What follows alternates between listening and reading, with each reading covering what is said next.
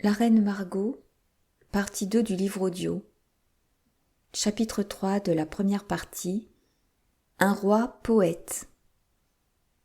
Le lendemain, et les jours qui suivirent, se passèrent en fêtes, ballets et tournois. La même fusion continuait de s'opérer entre les deux parties. C'étaient des caresses et des attendrissements à faire perdre la tête aux plus enragés huguenots. On avait vu le père Coton dîner et faire débauche avec le baron de Courtaumer. Le duc de Guise remonter la Seine en bateau de symphonie avec le prince de Condé. Le roi Charles paraissait avoir fait divorce avec sa mélancolie habituelle et ne pouvait plus se passer de son beau-frère Henri. Enfin, la reine-mère était si joyeuse et si occupée de broderies, de joyaux et de panaches qu'elle en perdait le sommeil. Les huguenots, quelque peu amollis par cette capoue nouvelle, commençaient à revêtir les pourpoints de soie, à arborer les devises et à parader devant certains balcons comme s'ils eussent été catholiques. De tous côtés, c'était une réaction en faveur de la religion réformée, à croire que toute la cour allait se faire protestante.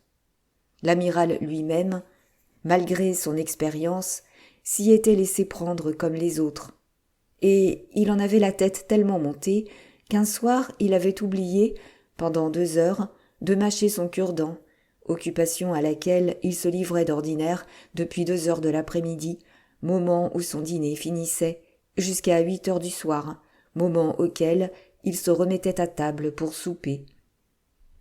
Le soir où l'amiral s'était laissé aller à cet incroyable oubli de ses habitudes, le roi Charles IX avait invité à goûter avec lui, en petit comité, Henri de Navarre et le duc de Guise.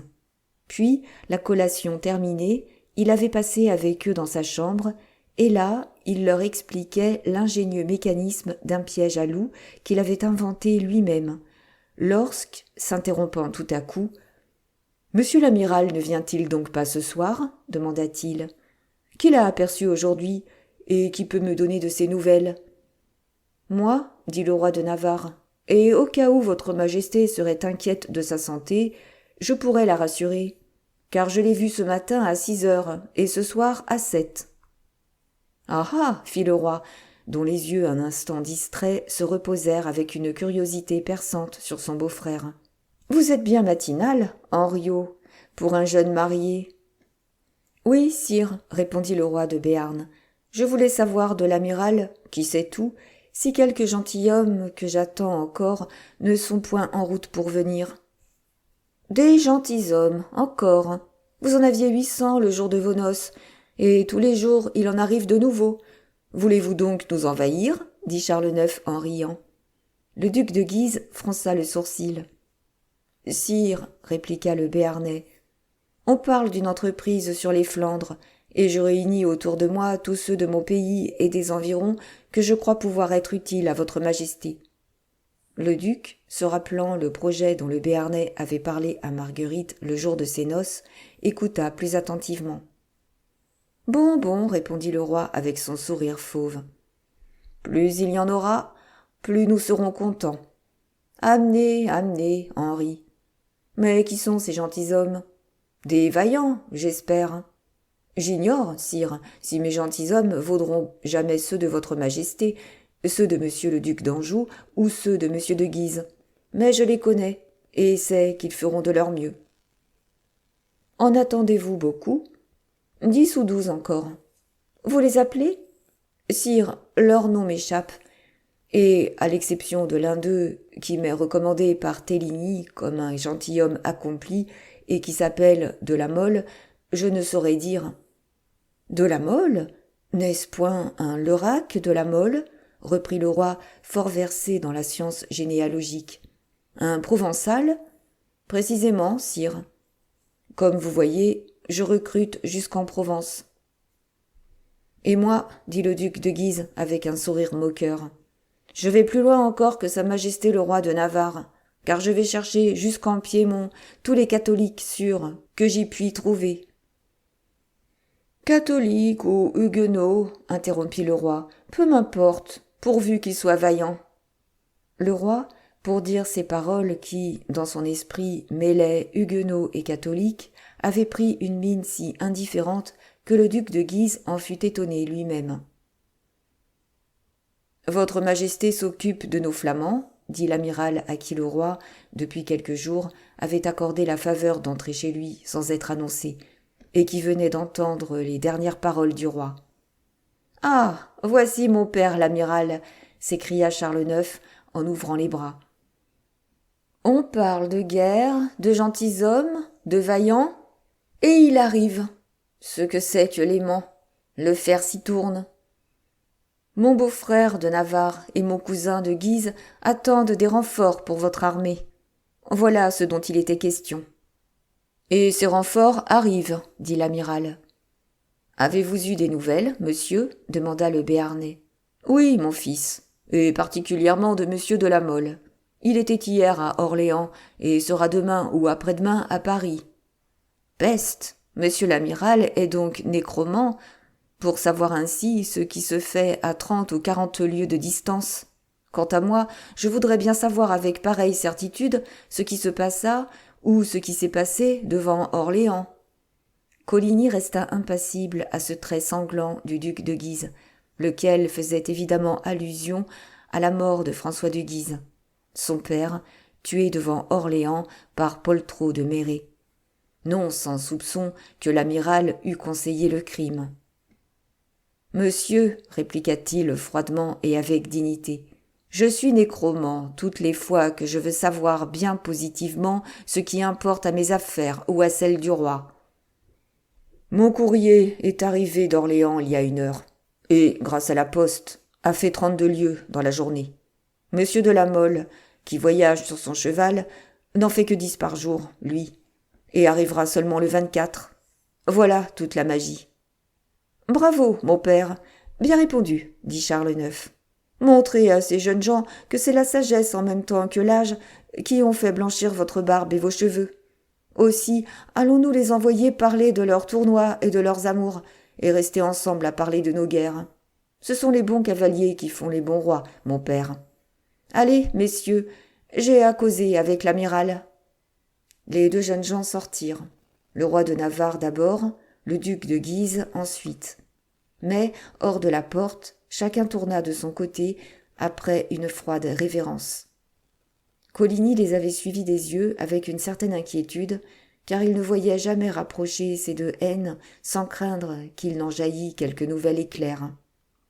Charles IX comprit ce qui se passait dans son esprit, vint à lui et, appuyant son bras au sien. « Soyez tranquille, mon père. Je suis là pour maintenir chacun dans l'obéissance et le respect. Je suis véritablement roi depuis que ma mère n'est plus reine, et elle n'est plus reine depuis que Coligny est mon père. »« Oh, sire, » dit l'amiral, « la reine Catherine est une brouillonne. Avec elle, il n'y a pas de paix possible. Ces catholiques italiens sont enragés et n'entendent rien qu'à exterminer.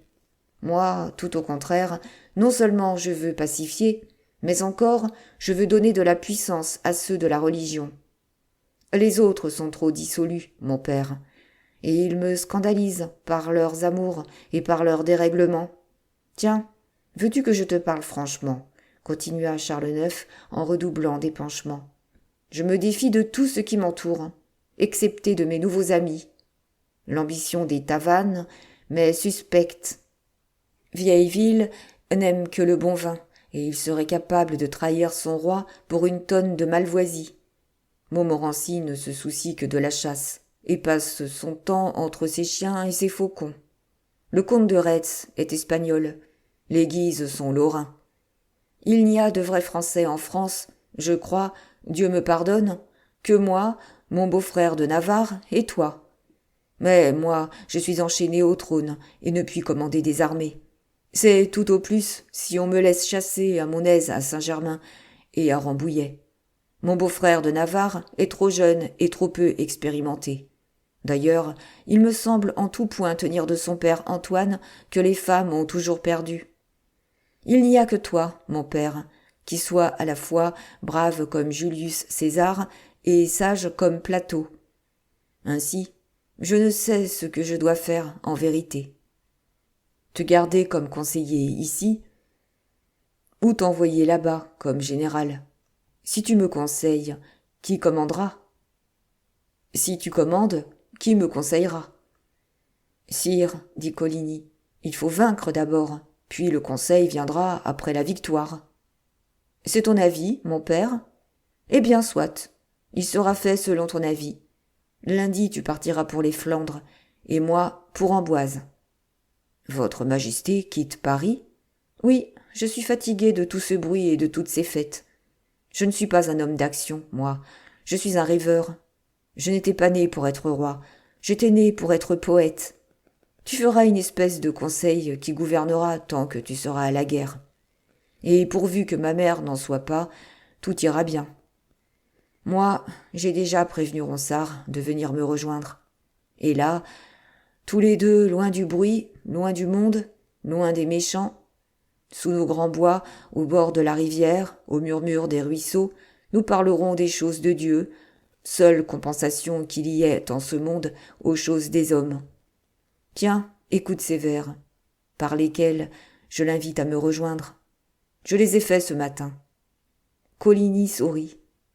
Charles IX passa sa main sur son front jaune et poli comme de l'ivoire et dit avec une espèce de chant cadencé les vers suivants. Ronsard, je connais bien que si tu ne me vois, tu oublies soudain de ton grand roi la voix. Mais, pour ton souvenir, pense que je n'oublie continuer toujours d'apprendre en poésie. Et pour ce que j'ai voulu t'envoyer cet écrit, pour enthousiasmer ton fantastique esprit, donc ne t'amuse plus aux soins de ton ménage. Maintenant n'est plus temps de faire jardinage. Il faut suivre ton roi qui t'aime par-dessus tous. Pour les vers qui de toi coulent braves et doux. Et crois, si tu ne viens me trouver à Amboise, qu'entre nous adviendra une bien grande noise. Bravo, sire, bravo, dit Coligny. Je me connais mieux en choses de guerre qu'en choses de poésie, mais il me semble que ces vers valent les plus beaux que fassent Ronsard, Dora et même Michel de l'Hospital, chancelier de France. Ah, mon père, s'écria Charles IX, que ne dis-tu vrai? Car le titre de poète, vois-tu, est celui que j'ambitionne avant toute chose.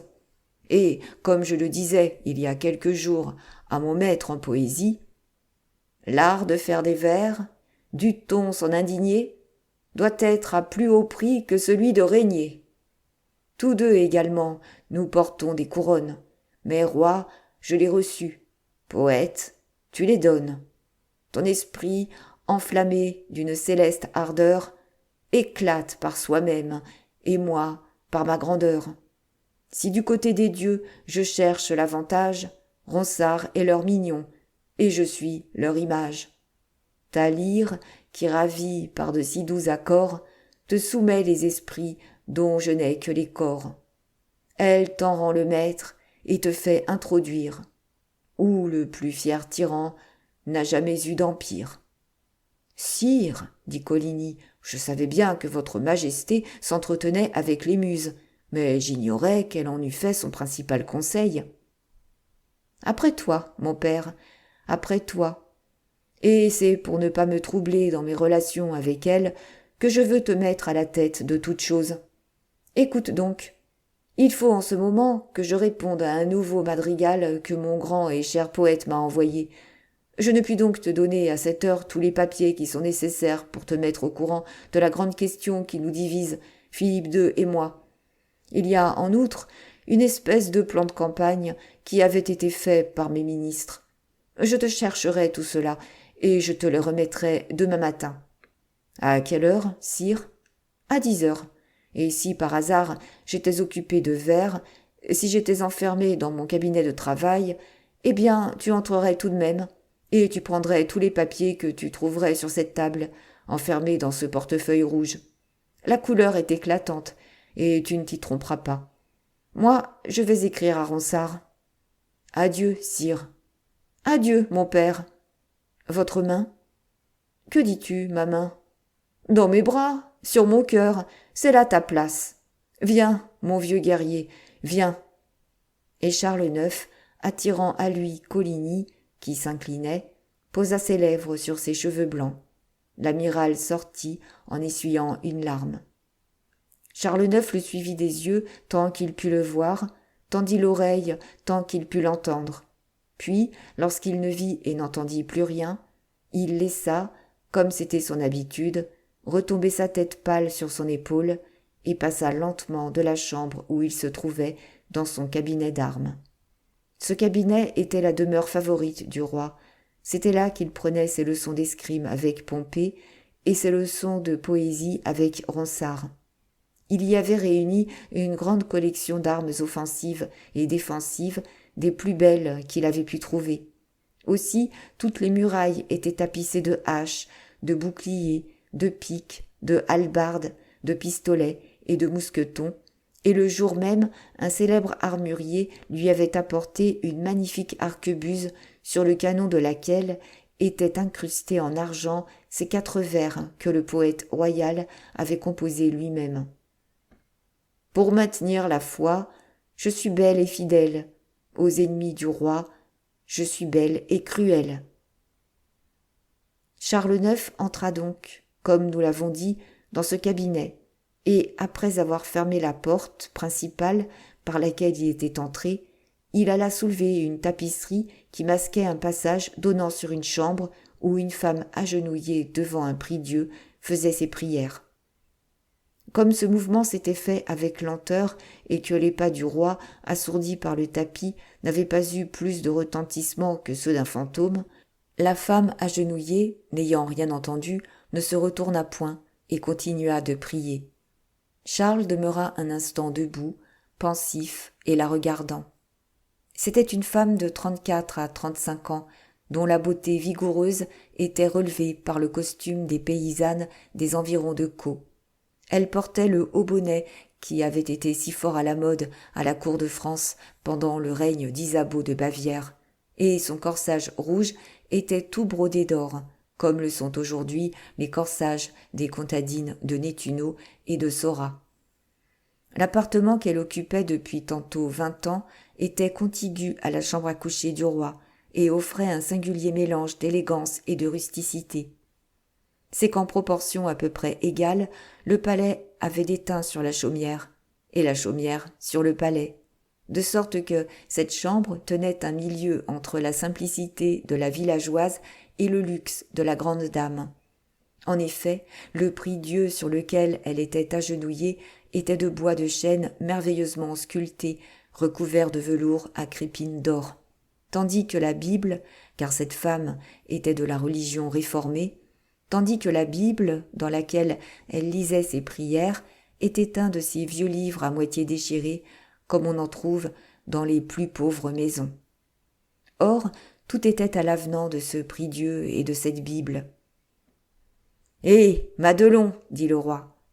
La femme agenouillée releva la tête en souriant à cette voix familière, puis, se levant, « Ah, c'est toi, mon fils, dit-elle. « Oui, nourrice, viens ici. » Charles IX laissa retomber la portière et alla s'asseoir sur le bras du fauteuil. La nourrice parut. « Que me veux-tu, Charlot ?» dit-elle.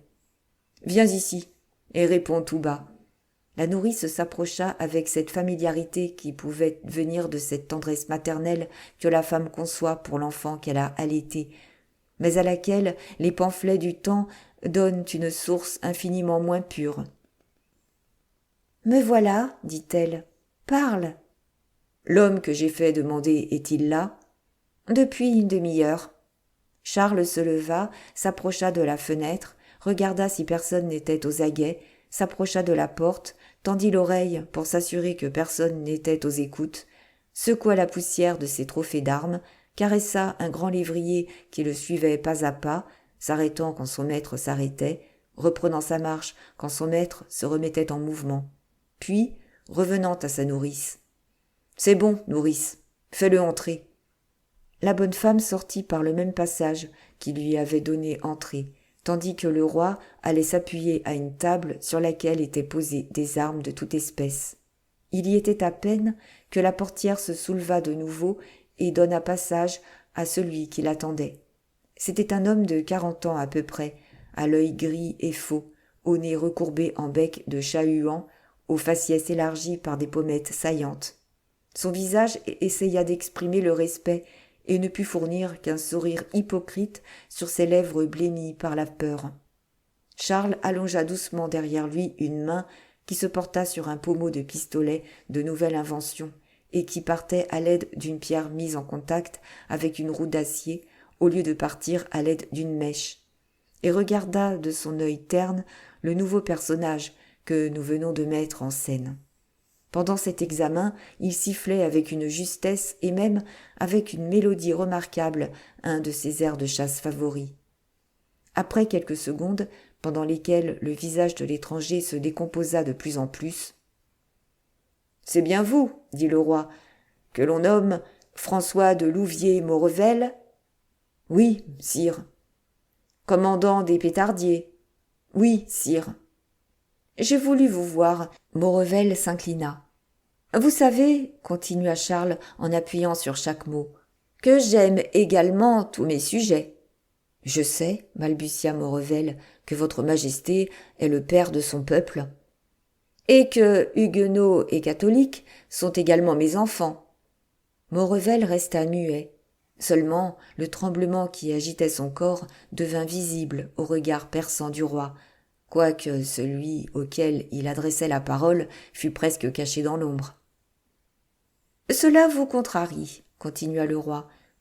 Vous qui avez fait une si rude guerre aux Huguenots ?» Maurevel tomba à genoux. « Sire, balbutia-t-il, croyez bien. »« Je crois, continua Charles IX, en arrêtant de plus en plus sur Maurevel un regard qui, de vitreux qu'il était d'abord, devenait presque flamboyant. Je crois que vous aviez bien envie de tuer à mon contour monsieur l'amiral qui sort d'ici. Je crois que vous avez manqué votre coup, et qu'alors vous êtes passé dans l'armée du duc d'Anjou, notre frère. Enfin, je crois qu'alors vous êtes passé une seconde fois chez les princes, et que vous y avez pris du service dans la compagnie de monsieur de Mouy de Saint-Phal. Oh, sire. Un brave gentilhomme Picard ? Sire, sire, s'écria Maurevel, ne m'accablez pas. C'était un digne officier, continua Charles IX, et au fur et à mesure qu'il parlait, une expression de cruauté presque féroce se peignait sur son visage. Lequel vous accueillit comme un fils, vous logea, vous habilla, vous nourrit. Maurevel laissa échapper un soupir de désespoir. Vous l'appeliez votre père, je crois, continua impitoyablement le roi, et une tendre amitié vous liait au jeune de Mouy, son fils. Maurevel, toujours à genoux, se courbait de plus en plus, écrasé sous la parole de Charles IX, debout, impassible et pareil à une statue dont les lèvres seules eussent été douées de vie. « À propos, continua le roi, n'est-ce pas 10 000 écus que vous deviez toucher de monsieur de Guise au cas où vous tueriez l'amiral ?» L'assassin, consterné, frappait le parquet de son front. « Quant au sieur de Mouy, votre bon père, un jour vous l'escortiez dans une reconnaissance qu'il poussait vers Chevreux. Il laissa tomber son fouet et mit pied à terre pour le ramasser. Vous étiez seul avec lui. Alors vous prîtes un pistolet dans vos fontes et, tandis qu'il se penchait, vous lui brisâtes les reins. Puis, le voyant mort, car vous le tuâtes du coup, vous prîtes la fuite sur le cheval qu'il vous avait donné. Voilà l'histoire, je crois. » Et comme Maurevel demeurait muet sous cette accusation, dont chaque détail était vrai, Charles IX se remit à siffler avec la même justesse et la même mélodie, le même air de chasse. « Oh là, maître assassin, dit-il au bout d'un instant, savez-vous que j'ai grande envie de vous faire pendre ? » « Oh, majesté, s'écria Maurevel. Le jeune de Mouy m'en suppliait encore hier, et en vérité, je ne savais que lui répondre, car sa demande est fort juste. Maurevel joignit les mains. D'autant plus juste que, comme vous le disiez, je suis le père de mon peuple, et que, comme je vous répondais, maintenant que me voilà raccommodé avec les huguenots, ils sont tout aussi bien mes enfants que les catholiques. Sire, dit Maurevel, complètement découragé, ma vie est entre vos mains. Faites-en ce que vous voudrez. Vous avez raison, et je n'en donnerai pas une obole. Mais, sire, demanda l'assassin, n'y a-t-il donc pas un moyen de racheter mon crime? Je n'en connais guère. Toutefois, si j'étais à votre place, ce qui n'est pas, Dieu merci. Eh bien, sire, si vous étiez à ma place, murmura Maurevel, le regard suspendu aux lèvres de Charles. Je crois que je me tirerais d'affaire, continua le roi. Maurevel se releva sur un genou et sur une main, en fixant ses yeux sur Charles pour s'assurer qu'il ne raillait pas. J'aime beaucoup le jeune Demouy, sans doute, continua le roi, mais j'aime beaucoup aussi mon cousin de Guise. Et si lui me demandait l'avis d'un homme dont l'autre me demanderait la mort, j'avoue que je serais fort embarrassé. Cependant, en bonne politique comme en bonne religion, je devrais faire ce que me demanderait mon cousin de Guise, car Demouy, tout vaillant capitaine qu'il est bien petit compagnon, comparé à un prince de Lorraine. Pendant ces paroles, Maurevel se redressait lentement et comme un homme qui revient à la vie. Or, l'important pour vous serait donc, dans la situation extrême où vous êtes, de gagner la faveur de mon cousin de Guise. Et à ce propos, je me rappelle une chose qu'il me contait hier. Maurevel se rapprocha d'un pas. Figurez-vous, sire, me disait-il, que tous les matins, à 10 heures, passe dans la rue Saint-Germain-l'Auxerrois, revenant du Louvre, mon ennemi mortel. Je le vois passer d'une fenêtre grillée du rez-de-chaussée. C'est la fenêtre du logis de mon ancien précepteur, le chanoine Pierre Pile. Je vois donc passer tous les jours mon ennemi, et tous les jours je prie le diable de l'abîmer dans les entrailles de la terre. Dites donc, maître Maurevel, continua Charles, si vous étiez le diable, ou si du moins, pour un instant, vous preniez sa place, cela ferait peut-être plaisir à mon cousin de Guise. Maurevel retrouva son infernal sourire, et ses lèvres, pâles encore d'effroi, laissèrent tomber ces mots. Mais, sire, je n'ai pas le pouvoir d'ouvrir la terre, moi. Vous l'avez ouverte, cependant, s'il m'en souvient bien, ô brave Demouy. Après cela, vous me direz que c'est avec un pistolet. Ne l'avez-vous plus, ce pistolet? Pardonnez, sire, reprit le brigand à peu près rassuré, mais je tire mieux encore l'arquebuse que le pistolet. Oh, fit Charles IX, pistolet ou arquebuse, peu importe, et mon cousin de Guise, j'en suis sûr, ne chicanera pas sur le choix du moyen. Mais, dit Maurevel, il me faudrait une arme sur la justesse de laquelle je puisse compter, car peut-être me faudra-t-il tirer de loin. J'ai 10 arquebuses dans cette chambre, reprit Charles IX, avec lesquelles je touche un écu d'or à 150 pas. Voulez-vous en essayer une? Oh, sire, avec la plus grande joie, s'écria Maurevel en s'avançant vers celle qui était déposée dans un coin et qu'on avait apportée le jour même à Charles IX. Non, pas celle-là, dit le roi. Pas celle-là, je la réserve pour moi-même. J'aurai un de ces jours une grande chasse où j'espère qu'elle me servira, mais tout autre à votre choix. Maurevel détacha une arquebuse d'un trophée. Maintenant, cet ennemi, sire, quel est-il? Demanda l'assassin. Est-ce que je sais cela, moi? Répondit Charles IX en écrasant le misérable de son regard dédaigneux. Je le demanderai donc à monsieur de Guise, balbutia Maurevel. Le roi haussa les épaules. Ne demandez rien, dit-il. Monsieur de Guise ne répondrait pas. Est-ce qu'on répond à ces choses-là? C'est à ceux qui ne veulent pas être pendus à deviner. Mais enfin, à quoi le reconnaîtrais-je? Je vous ai dit que tous les matins à 10 heures, il passait devant la fenêtre du chanoine. Mais beaucoup passent devant cette fenêtre. que votre majesté daigne seulement m'indiquer un signe quelconque. » »« Oh, c'est bien facile. Demain, par exemple, il tiendra sous son bras un portefeuille de maroquin rouge. »« Sire, il suffit. » »« Vous avez toujours ce cheval que vous a donné monsieur de Mouy, et qui court si bien. »« Sire, j'ai un barbe des plus rapides. »« Oh, je ne suis pas en peine de vous. Seulement, il est bon que vous sachiez que le cloître a une porte de derrière. »« Merci, sire. Maintenant, priez Dieu pour moi. »« Eh, mille démons, priez le diable bien plutôt, car ce n'est que par sa protection que vous pouvez éviter la corde. » »« Adieu, sire. »« Adieu. Ah, à propos, monsieur de Maurevel, vous savez que si d'une façon quelconque on entend parler de vous demain avant 10 heures du matin, ou si l'on n'en entend pas parler après, il y a une oubliette au Louvre. » Et Charles IX se remit à siffler tranquillement et plus juste que jamais son air favori. Chapitre 4. La soirée du 24 août 1572.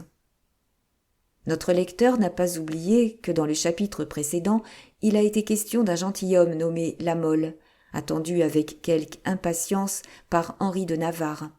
Ce jeune gentilhomme, comme l'avait annoncé l'amiral, entrait à Paris par la porte Saint-Marcel vers la fin de la journée du 24 août 1572, et, jetant un regard assez dédaigneux sur les nombreuses hôtelleries qui étalaient à sa droite et à sa gauche leurs pittoresques enseignes, laissa pénétrer son cheval tout fumant jusqu'au cœur de la ville où, après avoir traversé la place Maubert, le petit pont, le pont Notre-Dame, et longé les quais, il s'arrêta au bout de la rue de Bray-Sec, dont nous avons fait depuis la rue de l'Arbre-Sec, et à laquelle, pour la plus grande facilité de nos lecteurs, nous conserverons son nom moderne. Le nom lui plut sans doute, car il y entra, et comme à sa gauche une magnifique plaque de tôle grinçant sur sa tringle, avec accompagnement de sonnettes, appelait son attention, il fit une seconde halte pour lire ces mots, à la belle étoile, écrits en légende sous une peinture qui représentait le simulacre le plus flatteur pour un voyageur affamé. C'était une volaille rôtissant au milieu d'un ciel noir, tandis qu'un homme à manteau rouge tendait vers cet astre, d'une nouvelle espèce, ses bras, sa bourse et ses vœux. « Voilà, se dit le gentilhomme, une auberge qui s'annonce bien, et l'hôte qui la tient doit être, sur mon âme, un ingénieux compère. J'ai toujours entendu dire que la rue de l'Arbre-Sec était dans le quartier du Louvre, et pour peu que l'établissement réponde à l'enseigne, je serai à merveille ici. » Pendant que le nouveau venu se débitait à lui-même ce monologue, un autre cavalier, entré par l'autre bout de la rue, c'est-à-dire par la rue Saint-Honoré, s'arrêtait et demeurait aussi en extase devant l'enseigne de la belle étoile. Celui des deux que nous connaissons, de nom du moins, montait un cheval blanc de race espagnole et était vêtu d'un pourpoint noir garni de jais. Son manteau était de velours violet foncé. Il portait des bottes de cuir noir, une épée à poignée de fer ciselée et un poignard pareil. Maintenant, si nous passons de son costume à son visage, nous dirons que c'était un homme de 24 à 25 ans, au teint basané, aux yeux bleus, à la fine moustache, aux dents éclatantes, qui semblait éclairer sa figure lorsque s'ouvrait, pour sourire d'un sourire doux et mélancolique, une bouche d'une forme exquise et de la plus parfaite distinction. Quant au second voyageur, il formait avec le premier venu un contraste complet. Sous son chapeau, à bords retroussés, apparaissaient, riches et crépus, des cheveux plutôt roux que blonds. Sous ces cheveux, un œil gris brillait à la moindre contrariété d'un feu si resplendissant qu'on eût dit alors un œil noir. Le reste du visage se composait d'un teint rosé, d'une lèvre mince, surmontée d'une moustache fauve et de dents admirables. C'était en somme, avec sa peau blanche, sa haute taille et ses larges épaules, un fort beau cavalier dans l'acception ordinaire du mot, et depuis 1 heure qu'il levait le nez vers toutes les fenêtres, sous le prétexte d'y chercher des enseignes, les femmes l'avaient fort regardé. Quant aux hommes, qui avaient peut-être éprouvé quelque envie de rire en voyant son manteau étriqué, ses chausses collantes et ses bottes d'une forme antique, ils avaient achevé ce rire commencé par un Dieu vous garde, des plus gracieux, à l'examen de cette physionomie qui prenait en une minute 10 expressions différentes, sauf, toutefois, l'expression bienveillante qui caractérise toujours la figure du provincial embarrassé. Ce fut lui qui s'adressa le premier à l'autre gentilhomme qui, ainsi que nous l'avons dit, regardait l'hôtellerie de la Belle Étoile. « Mordi, monsieur, dit-il, avec cet horrible accent de la montagne qui ferait au premier mot reconnaître un Piémontais entre cent étrangers. Ne sommes-nous pas ici près du Louvre? En tout cas, je crois que vous avez eu même goût que moi. C'est flatteur pour ma seigneurie. Monsieur, répondit l'autre avec un accent provençal qui ne le cédait en rien à l'accent piémontais de son compagnon. Je crois en effet que cette hôtellerie est près du Louvre. Cependant, je me demande encore si j'aurai l'honneur d'avoir été de votre avis. Je me consulte. Vous n'êtes pas décidé, monsieur? La maison est flatteuse, pourtant. Après cela, peut-être me suis-je laissé tenter par votre présence. Avouez néanmoins que voilà une jolie peinture. Oh, sans doute. Mais c'est justement ce qui me fait douter de la réalité. Paris est plein de pipeurs, m'a-t-on dit, et l'on pipe avec une enseigne aussi bien qu'avec autre chose. Mordi, monsieur, reprit le Piémontais, je ne m'inquiète pas de la piperie, moi, et si l'hôte me fournit une volaille moins bien rôtie que celle de son enseigne, je le mets à la broche lui-même, et je ne le quitte pas qu'il ne soit convenablement rissolé. Entrons, monsieur. Vous achevez de me décider, dit le Provençal en riant. Montrez-moi donc le chemin, monsieur, je vous prie. Oh, monsieur, sur mon âme, je n'en ferai rien, car je ne suis que votre humble serviteur, le comte Annibal de Coconas. Et moi, monsieur, je ne suis que le comte Joseph Hyacinthe Boniface de Leurac de la Mole, tout à votre service. En ce cas, monsieur, prenons-nous par le bras et entrons ensemble. Le résultat de cette proposition conciliatrice fut que les deux jeunes gens qui descendirent de leurs chevaux en jetèrent la bride aux mains d'un palefrenier, se prirent par le bras et, ajustant leurs épées, se dirigèrent vers la porte de l'hôtellerie, sur le seuil de laquelle se tenait l'hôte. Mais, contre l'habitude de ces sortes de gens, le digne propriétaire n'avait paru faire aucune attention à eux, occupé qu'il était de conférer très attentivement avec un grand gaillard sec et jaune, enfoui dans un manteau couleur d'amadou, comme un hibou sous ses plumes. Les deux gentilshommes étaient arrivés si près de l'hôte et de l'homme au manteau amadou avec lequel ils causaient, que Coconas, impatienté de ce peu d'importance qu'on accordait à lui et à son compagnon, tira la manche de l'hôte. Celui-ci parut alors se réveiller en sursaut et congédia son interlocuteur par un « Au revoir ». « Venez tantôt, et surtout, tenez-moi au courant de l'heure. »« Eh, monsieur le drôle, dit Coconas, ne voyez-vous pas que l'on a affaire à vous ?»« Oh, pardon, messieurs, dit l'hôte, je ne vous voyais pas. »« Eh, mordi, il fallait nous voir. Et maintenant que vous nous avez vus, au lieu de dire monsieur, tout court, dites monsieur le comte, s'il vous plaît. » La Mole se tenait derrière, laissant parler Coconas, qui paraissait avoir pris l'affaire à son compte. Cependant, il était facile de voir, à ses sourcils froncés, qu'il était prêt à lui venir en aide quand le moment d'agir serait arrivé. « Eh bien, que désirez-vous, monsieur le comte ?» demanda l'hôte du ton le plus calme. « Bien, c'est déjà mieux, n'est-ce pas ?» dit Coconas en se tournant vers la Mole, qui fit de la tête un signe affirmatif. « Nous désirons, monsieur le comte et moi, attirés que nous sommes par votre enseigne, trouver un souper et accoucher dans votre hôtellerie. »« Messieurs, dit l'hôte, je suis au désespoir, mais il n'y a qu'une chambre, et je crains que cela ne puisse vous convenir. »« Eh bien, ma foi, tant mieux, dit la Mole, nous irons loger ailleurs. »« Ah, mais non, dit Coconas, je demeure, moi. Mon cheval est harassé. Je prends donc la chambre, puisque vous n'en voulez pas. »« Ah, c'est autre chose, répondit l'hôte, en conservant toujours le même flegme impertinent.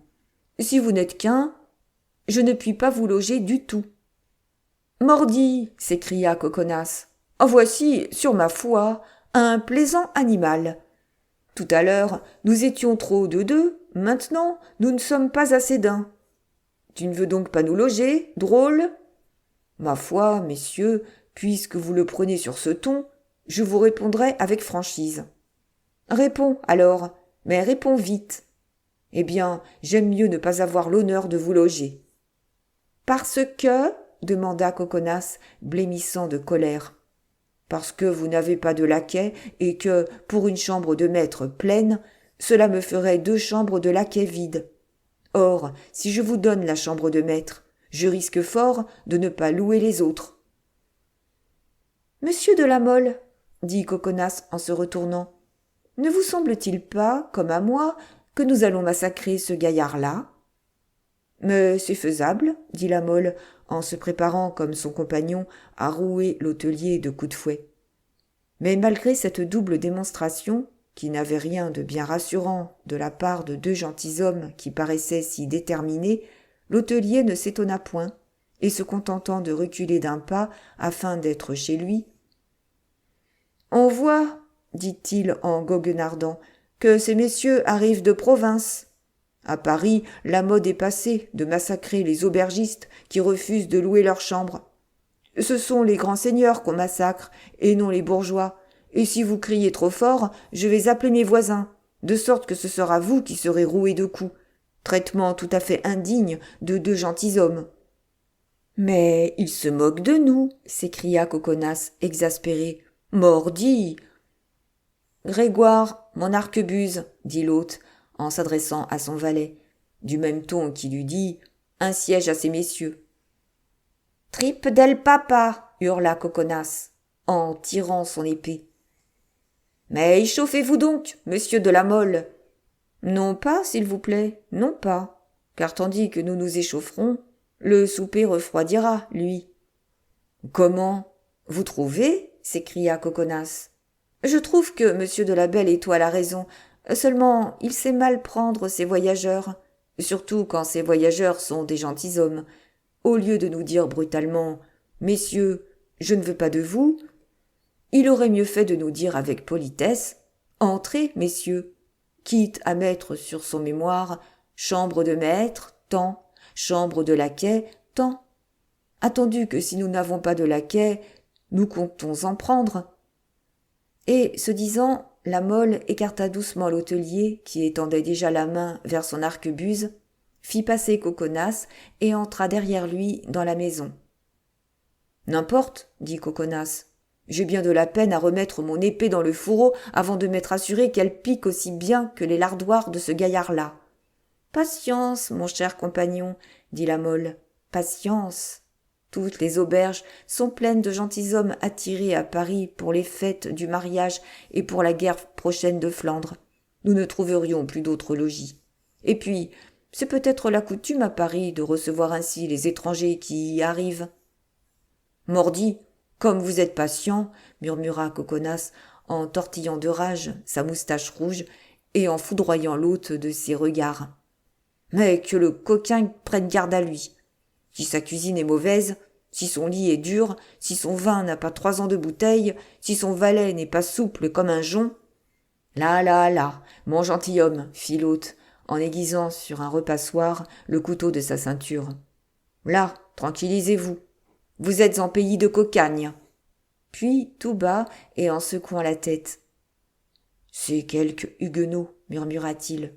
Les traîtres sont si insolents depuis le mariage de leur Béarnais avec mademoiselle Margot. » Puis, avec un sourire qui eût fait frissonner ses hôtes s'ils l'avaient vu, il ajouta « Hé, ce serait drôle qu'il me fût justement tombé des huguenots ici, et que… Ça, souperons-nous » demanda aigrement Coconas, interrompant les apartés de son hôte. « Mais comme il vous plaira, monsieur, » répondit celui-ci, radouci sans doute par la dernière pensée qui lui était venue. « Eh bien, il nous plaît, et promptement, » répondit Coconas, puis, se retournant vers la Mole, Ça, monsieur le comte, tandis que l'on nous prépare notre chambre, dites-moi, est-ce par hasard vous avez trouvé Paris une ville gaie, vous ? Ma foi, non, dit la Mole. Il me semble n'y avoir vu encore que des visages effarouchés ou rébarbatifs. Peut-être aussi les Parisiens ont-ils peur de l'orage. Voyez comme le ciel est noir et comme l'air est lourd. Dites-moi, comte, vous cherchez le Louvre, n'est-ce pas ? Et vous aussi, je crois, monsieur de Coconas. Eh bien, si vous voulez, nous le chercherons ensemble. Hein, fit la Mole, n'est-il pas un peu tard pour sortir ? Tard ou non, il faut que je sorte. Mes ordres sont précis. Arriver au plus vite à Paris et, aussitôt arrivé, communiquer avec le duc de Guise. À ce nom du duc de Guise, l'hôte s'approcha, fort attentif. « Il me semble que ce maraud nous écoute, » dit Coconas, qui, en sa qualité de piémontais, était fort rancunier, et qui ne pouvait passer au maître de la Belle Étoile la façon peu civile dont il recevait les voyageurs. « Oui, messieurs, je vous écoute, » dit celui-ci, en mettant la main à son bonnet, « mais pour vous servir. J'entends parler du grand-duc de Guise et j'accours. À quoi puis-je vous être bon, mes gentilshommes ? Ah ah, ce mot magique, à ce qu'il paraît, car d'insolent te voilà devenu obséquieux. Mordi. Maître, maître. Comment t'appelles-tu ? Maître la Hurière, répondit l'hôte s'inclinant. Eh bien, maître la Hurière, crois-tu que mon bras soit moins lourd que celui de monsieur le duc de Guise, qui a le privilège de te rendre si poli ? Non, monsieur le comte, mais il est moins long, répliqua la Hurière. D'ailleurs, ajouta-t-il, il faut vous dire que ce grand Henri est notre idole, à nous autres Parisiens. Quel Henri ? Demanda la Mole. Il me semble qu'il n'y en a qu'un, dit l'aubergiste. Pardon, mon ami, il y en a encore un autre, dont je vous invite à ne pas dire de mal. C'est Henri de Navarre, sans compter Henri de Condé, qui a bien aussi son mérite. Ceux-là, je ne les connais pas, répondit l'hôte. Oui, mais moi, je les connais, dit la Mole. Et comme je suis adressé au roi Henri de Navarre, je vous invite à n'en pas médire devant moi. L'hôte, sans répondre à monsieur de la Mole, se contenta de toucher légèrement à son bonnet et, continuant de faire les 12 yeux à Coconas, « Ainsi, monsieur va parler au grand-duc de Guise.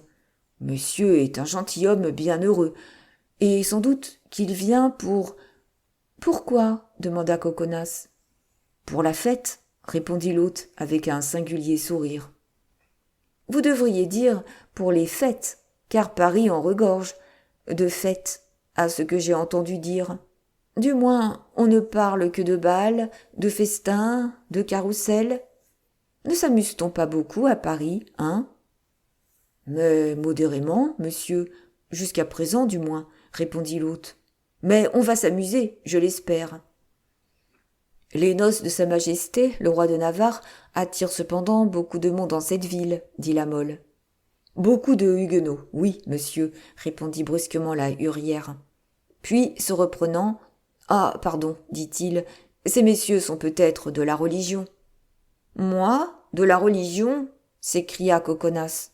Allons donc, je suis catholique, comme notre Saint-Père le Pape. La Hurière se retourna vers la Mole, comme pour l'interroger, mais ou la Mole ne comprit pas son regard, ou il ne jugea point à propos d'y répondre autrement que par une autre question. « Si vous ne connaissez point Sa Majesté le roi de Navarre, maître la Hurière, dit-il, peut-être connaissez-vous monsieur l'amiral ? J'ai entendu dire que monsieur l'amiral jouissait de quelques faveurs à la cour, et comme je lui étais recommandé, je désirerais, si son adresse ne vous écorche pas la bouche, savoir où il loge. »« Il logeait rue de Pétisy, monsieur. Ici, à droite, » répondit l'hôte avec une satisfaction intérieure qui ne put s'empêcher de devenir extérieure. « Comment il logeait ? demanda la Mole. « Est-il donc déménagé ? » ?»« Oui, de ce monde, peut-être. »« Qu'est-ce à dire ? » s'écrièrent ensemble les deux gentilshommes. L'amiral déménageait de ce monde. Quoi, monsieur de Coconas, poursuivit l'hôte avec un malin sourire. Vous êtes de ceux de Guise, et vous ignorez cela? Quoi, cela? Qu'avant-hier, en passant sur la place Saint-Germain-l'Auxerrois, devant la maison du chanoine Pierre Pile, l'amiral a reçu un coup d'arquebuse. Et il est tué? S'écria la Mole. Non, le coup lui a seulement cassé le bras et coupé 2 doigts, mais on espère que les balles étaient empoisonnées. Comment, misérable? S'écria la Mole. On espère. Je veux dire qu'on croit, reprit l'hôte. Ne nous fâchons pas pour un mot, la langue m'a fourché. Et maître la Hurière, tournant le dos à la Mole, tira la langue à Coconas de la façon la plus goguenarde, accompagnant ce geste d'un coup d'œil d'intelligence. En vérité, dit Coconas, rayonnant. En vérité, murmura la Mole avec une stupéfaction douloureuse. C'est comme j'ai l'honneur de vous le dire, messieurs, répondit l'hôte. En ce cas, dit la Mole, je vais au Louvre sans perdre un moment. Y trouverai-je le roi Henri? C'est possible, puisqu'il y loge. Et moi aussi, je vais au Louvre, dit Coconas. Y trouverai-je le duc de Guise? C'est possible, car je viens de le voir passer il n'y a qu'un instant, avec 200 gentilshommes. Alors venez, monsieur de Coconas, dit la Mole. Je vous suis, monsieur, dit Coconas. Mais votre souper, mes gentilshommes, demanda maître la Hurière. Ah, dit la Mole, je souperai peut-être chez le roi de Navarre. Et moi chez le duc de Guise, dit Coconas. Et moi, dit l'hôte, après avoir suivi des yeux les 2 gentilshommes qui prenaient le chemin du Louvre, moi, je vais fourbir ma salade, émécher mon arquebuse et affiler ma pertuisane. On ne sait pas ce qui peut arriver. Chapitre 5. Du Louvre en particulier et de la vertu en général. Les 2 gentilshommes, renseignés par la première personne qu'ils rencontrèrent, prirent la rue d'Averon, la rue Saint-Germain-l'Auxerrois, et se trouvèrent bientôt devant le Louvre, dont les tours commençaient à se confondre dans les premières ombres du soir. « Qu'avez-vous donc » demanda Coconas à la Mole, qui, arrêtée à la vue du vieux château, regardait avec un saint respect ses ponts-levis, ses fenêtres étroites et ses clochetons aigus qui se présentaient tout à coup à ses yeux. « Ma foi, je n'en sais rien, » dit la Mole. « Le cœur me bat. Je ne suis cependant pas timide outre mesure. Mais je ne sais pourquoi ce palais me paraît sombre et, dirais-je, terrible. » Eh bien moi, dit Coconas, je ne sais ce qui m'arrive, mais je suis d'une allégresse rare. La tenue est pourtant quelque peu négligée, continua-t-il en parcourant des yeux son costume de voyage. Mais bah, on a l'air cavalier. Puis mes ordres me recommandaient la promptitude. Je serai donc le bienvenu, puisque j'aurai ponctuellement obéi. Et les 2 jeunes gens continuèrent leur chemin, agités chacun des sentiments qu'ils avaient exprimés. Il y avait bonne garde au Louvre. Tous les postes semblaient doublés. Nos 2 voyageurs furent donc d'abord assez embarrassés. Mais Coconas, qui avait remarqué que le nom du duc de Guise était une espèce de talisman près des Parisiens, s'approcha d'une sentinelle et, se réclamant de ce nom tout-puissant, demanda si, grâce à lui, il ne pourrait point pénétrer dans le Louvre. Ce nom paraissait faire sur le soldat son effet ordinaire. Cependant, il demanda à Coconas s'il n'avait point le mot d'ordre. Coconas fut forcé d'avouer qu'il ne l'avait point. « Alors, au large, mon gentilhomme, dit le soldat. À ce moment, un homme qui causait avec l'officier du poste et qui, tout en causant, avait entendu Coconas réclamer son admission au Louvre, interrompit son entretien et, venant à lui, « Quoi vouloir fou à monsieur Digouiz, dit-il. « Moi vouloir lui parler, répondit Coconas en souriant. « Impossible, le duc, il être chez le roi. Cependant, j'ai une lettre d'avis pour me rendre à Paris. »« Ah, fous affré à une lettre d'avis ?»« Oui, et j'arrive de fort loin. »« Ah, fous arrive de fort loin. » J'arrive du Piémont. Bien, c'est autre chose. Et vous appelez le comte Hannibal de Coconas. Bon, tenez la lettre. Monsieur Hannibal, tenez. Voici, sur ma parole, un bien galant homme, dit la Mole, se parlant à lui-même. Ne pourrais-je point trouver le pareil pour me conduire chez le roi de Navarre? Mais tenez donc la lettre, continua le gentilhomme allemand en étendant la main vers Coconas, qui hésitait. Mordi, reprit le Piémontais, défiant comme un demi-italien, je ne sais si je dois. Je n'ai pas l'honneur de vous connaître, moi, monsieur. Je suis Pesme. J'appartiens à monsieur le duc de Guise. Pesme, murmura Coconas. Je ne connais pas ce nom-là. C'est monsieur de Besme, mon gentilhomme, dit la sentinelle. La prononciation vous trompe. Voilà tout. Donnez votre lettre à monsieur. Allez, j'en réponds. Ah, monsieur de Besme, s'écria Coconas. Je le crois bien si je vous connais. Comment donc? Avec le plus grand plaisir. Voici ma lettre. Excusez mon hésitation. Mais on doit hésiter quand on veut être fidèle. Bien, dit de Besme. Il n'y a pas besoin d'excuses. Ma foi, monsieur, dit la Mole en s'approchant à son tour, puisque vous êtes si obligeant, voudriez-vous vous charger de ma lettre comme vous venez de le faire de celle de mon compagnon? Comment vous appelez-vous? Le comte Lerac de la Mole. Le Gonde Lerac de la Mole. Oui, je ne connais pas. Il est tout simple que je n'ai pas l'honneur d'être connu de vous, monsieur. Je suis étranger. Et, comme le comte de Coconas, j'arrive ce soir de bien loin. Et d'où arrivez-vous? De Provence. Avec une lettre? Oui, avec une lettre. Pour Monzire de Guise? Non, pour Sa Majesté le roi de Navarre. Je ne suis pas au roi de Navarre, messire, répondit Besme avec un froid subit. Je ne puis donc pas me charger de votre lettre. Et Besme, tournant les talons à la Mole, entra dans le Louvre en faisant signe à Coconas de le suivre. La Mole demeura seule. Au même moment, par la porte du Louvre, parallèle à celle qui avait donné passage à Besme et à Coconas, sortit une troupe de cavaliers d'une centaine d'hommes. « Ah !» dit la sentinelle à son camarade, « et ces deux mouillés, ces huguenots. Ils sont rayonnants. Le roi leur aura promis la mort de l'assassin de l'amiral.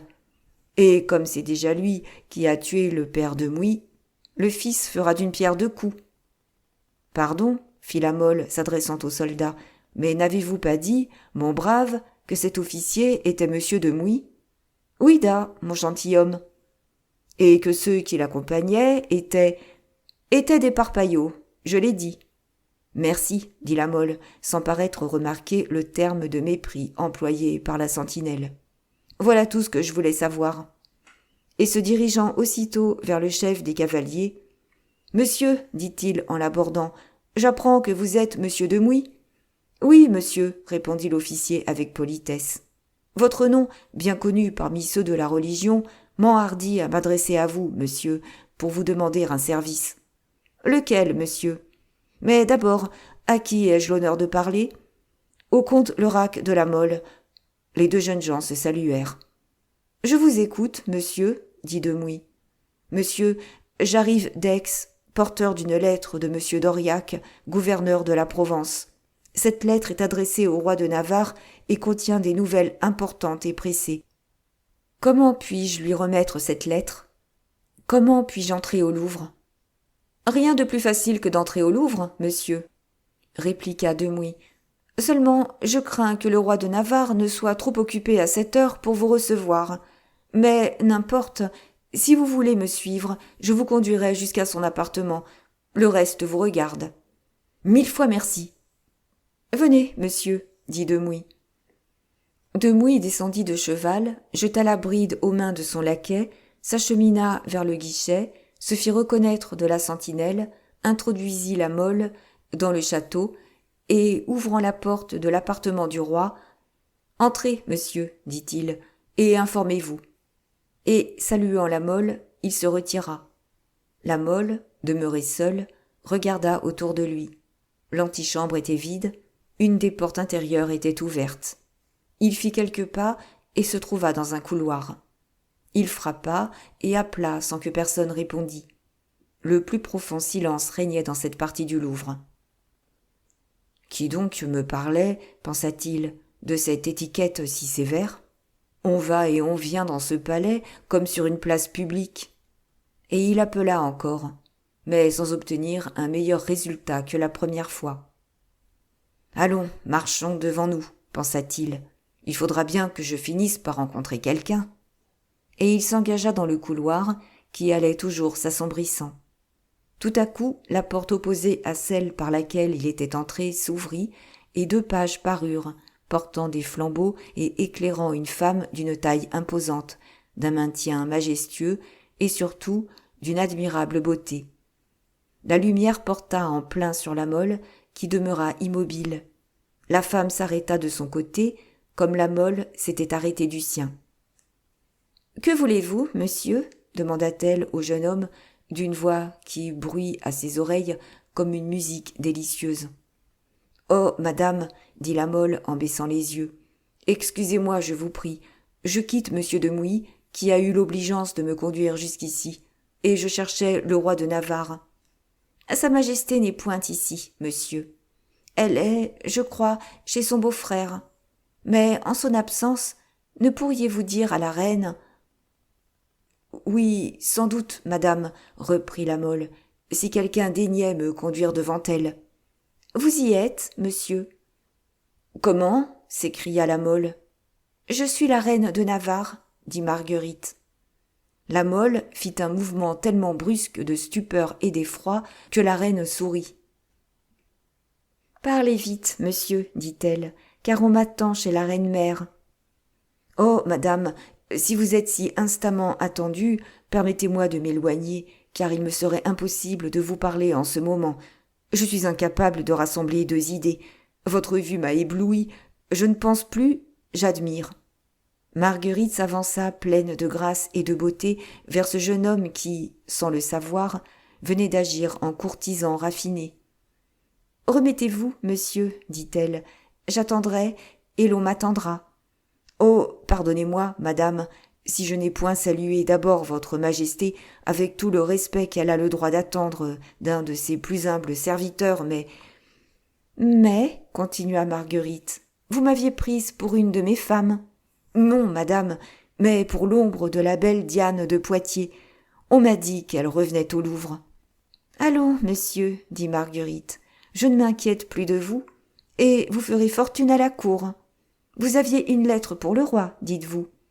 C'était fort inutile, mais n'importe, où est-elle ? Je la lui remettrai. Seulement, hâtez-vous, je vous prie. » En un clin d'œil, la Mole écarta les aiguillettes de son pourpoint et tira de sa poitrine une lettre enfermée dans une enveloppe de soie. Marguerite prit la lettre et regarda l'écriture.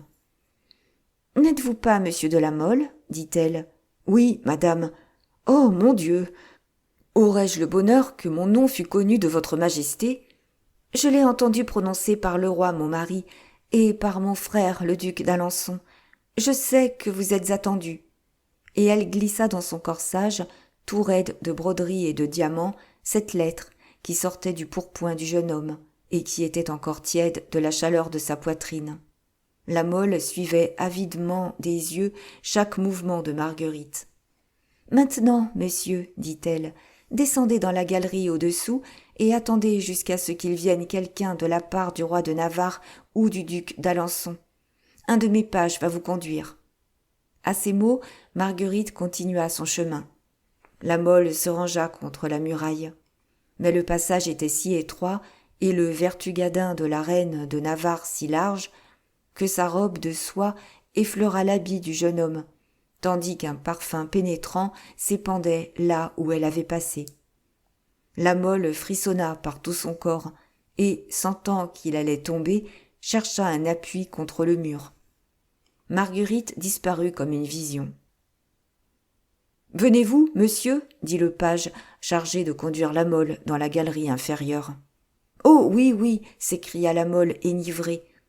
car comme le jeune homme lui indiquait le chemin par lequel venait de s'éloigner Marguerite, il espérait, en se hâtant, la revoir encore. En effet, en arrivant au haut de l'escalier, il l'aperçut à l'étage inférieur, et soit hasard, soit que le bruit de ses pas fût arrivé jusqu'à elle, Marguerite ayant relevé la tête, il put la voir encore une fois. « Oh » dit-il en suivant le page, « ce n'est pas une mortelle, c'est une déesse. Et comme dit Virgilius Maro, « E vera incessu patuit dea ». « Eh bien ?» demanda le jeune page. « Me voici » dit la Mole. « Pardon, me voici. » Le page précéda la Mole, descendit un étage, ouvrit une première porte, puis une seconde, et s'arrêtant sur le seuil, « Voici l'endroit où vous devez attendre, » lui dit-il. La Mole entra dans la galerie, dont la porte se referma derrière lui. La galerie était vide, à l'exception d'un gentilhomme qui se promenait et qui, de son côté, paraissait attendre. Déjà le soir commençait à faire tomber de larges ombres du haut des voûtes. Et quoique les deux hommes fussent à peine à 20 pas l'un de l'autre, ils ne pouvaient distinguer leurs visages. La Mole s'approcha. « Dieu me pardonne, » murmura-t-il quand il ne fut plus qu'à quelques pas du second gentilhomme. « C'est monsieur le comte de Coconas que je retrouve ici. » Au bruit de ses pas, le piémontais s'était déjà retourné et le regardait avec le même étonnement qu'il en était regardé. « Mordi !» s'écria-t-il, « c'est monsieur de la Mole. Où le diable m'emporte ? Ouf ! Que fais-je donc là ? Je jure chez le roi. Mais bah, il paraît que le roi jure bien autrement encore que moi, et jusque dans les églises. Eh mais, nous voici donc au Louvre ? Comme vous voyez, monsieur de Besme vous a introduit ? Oui, c'est un charmant Allemand que ce monsieur de Besme. Et vous, qui vous a servi de guide ? Monsieur de Mouy. Je vous disais bien que les Huguenots n'étaient pas trop mal en cour non plus. Et avez-vous rencontré monsieur de Guise ? Non, pas encore. Et vous, avez-vous obtenu votre audience du roi de Navarre ? Non, mais cela ne peut tarder. On m'a conduit ici, et l'on m'a dit d'attendre. Vous verrez qu'il s'agit de quelque grand souper, et que nous serons côte à côte au festin. Quel singulier hasard, en vérité. Depuis 2 heures, le sort nous marie. Mais qu'avez-vous ? Vous semblez préoccupé. Moi ?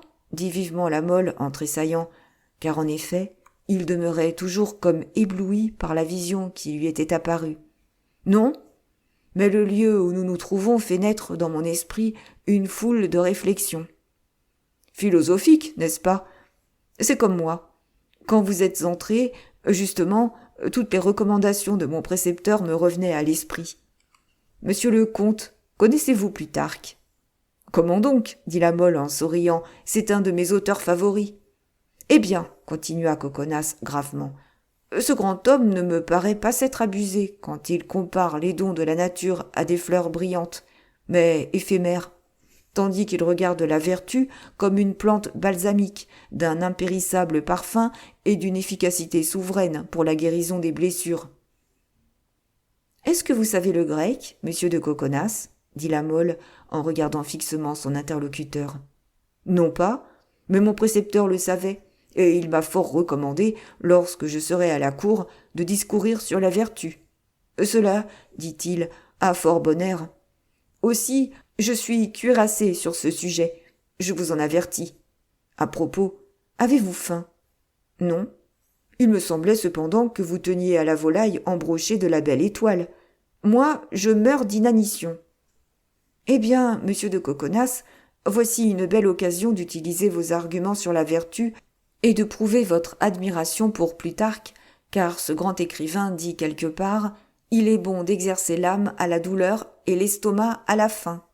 Prepon esti ten men puchen ordone ton de gastera semo ascain. » Ah ça, vous le savez donc, le grec ? s'écria Coconas, stupéfait.